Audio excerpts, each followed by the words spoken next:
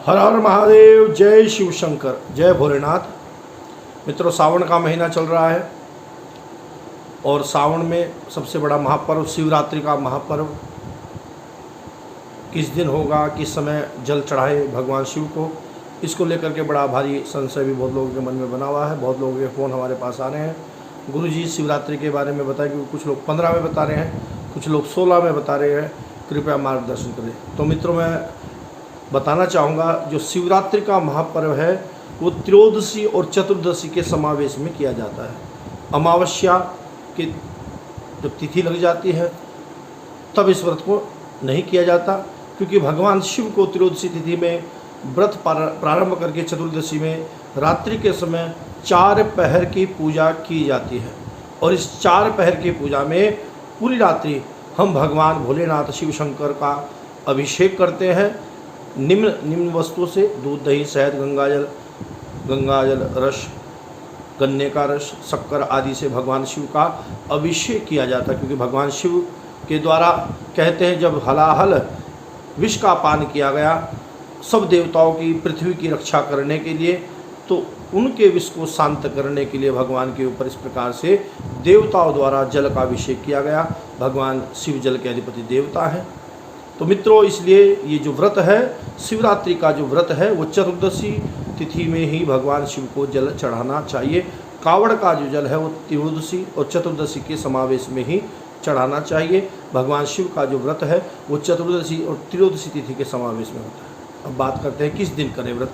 2023 में कब ये व्रत होगा, तो मित्रों मैं बताना चाहूँगा, 15 तारीख दिन शनिवार को सूर्य उदय के साथ ही त्रयोदशी तिथि प्रारंभ हो जाएगी और त्रयोदशी तिथि 15 तारीख दिन शनिवार को रात्रि 8:31 तक रहेगी। उसके बाद चतुर्दशी तिथि शुरू होगी। 16 तारीख में उदया तिथि चतुर्दशी है, लेकिन रात्रि में 10 बजे के बाद अमावस्या तिथि प्रारंभ हो जाएगी 16 तारीख रविवार को। इसलिए 16 तारीख में रात्रि में जब अमावस्या रहेगी तो हम भगवान शिव का चतुर्पहर का अभिषेक नहीं कर सकते।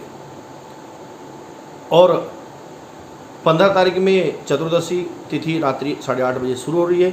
इसलिए शिवरात्रि का जो महापर्व है, सावन की शिवरात्रि का जो महापर्व है, व्रत है, वो आप 15 तारीख दिन शनिवार को ही रखें।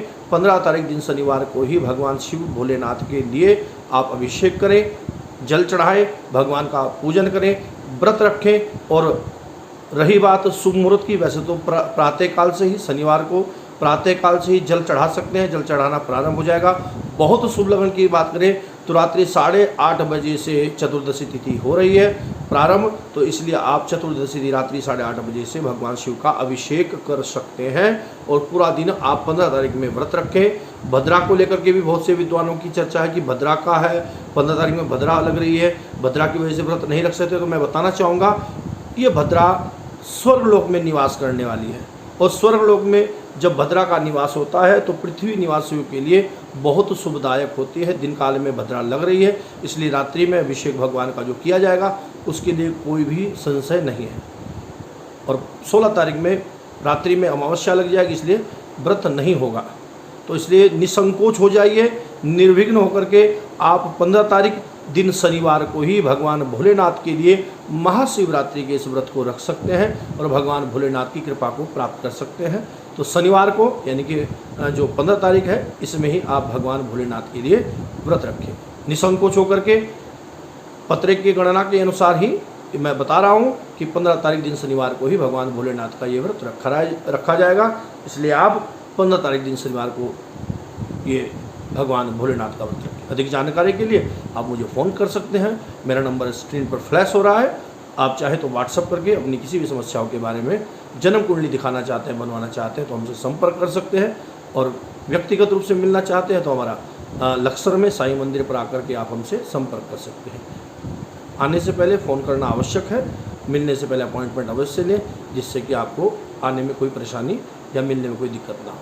राधे राधे, हर हर महादेव। भगवान भोलेनाथ आपकी सभी मनोकामना को पूर्ण करें। ये सावन का व्रत आप सभी के जीवन में सुख, शांति और समृद्धि लाए, ऐसी मैं कामना करता हूँ। राधे राधे, हर हर महादेव, जय शिव शंकर, जय भोलेनाथ।